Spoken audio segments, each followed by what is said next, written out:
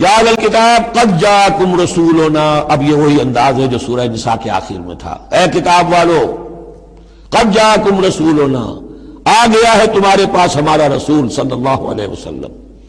یبین لکم کثیرا مما کنتم تخفون، جو ظاہر کر رہا ہے تم پر اکثر وہ چیزیں جو تم چھپا رہے تھے،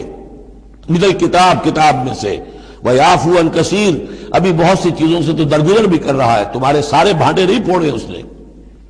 قد جاءکم من اللہ نور و کتاب مبین، آ چکا ہے تمہارے پاس اللہ کی طرف سے نور بھی اور روشن کتاب بھی۔ یہ مقام قرآن کا ایسا ہے کہ یہاں نور سے مراد احتمال میں حضور کی شخصیت بھی ہو سکتی ہے۔ وہاں میں نے کہا تھا انزلنا الیکم نورا مبینا،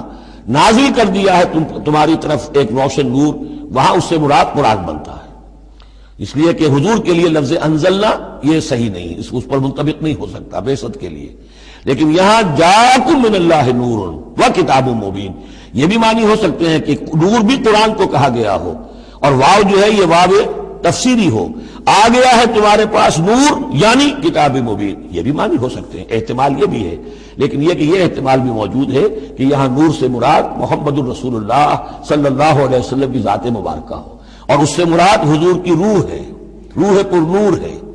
اور اس اعتبار سے کہ حضور کی روح جو ہے اور آپ کی روحانیت آپ کے پورے وجود کے اوپر غالب تھی، چھائی ہوئی تھی، لہذا آپ کو مجسم نور بھی کہا جا سکتا ہے۔ یہ صرف یوں سمجھیے استعارے کا انداز ہے، اس میں کوئی حرج کی بات نہیں۔ قد جاءکم من اللہ نور و کتاب مبین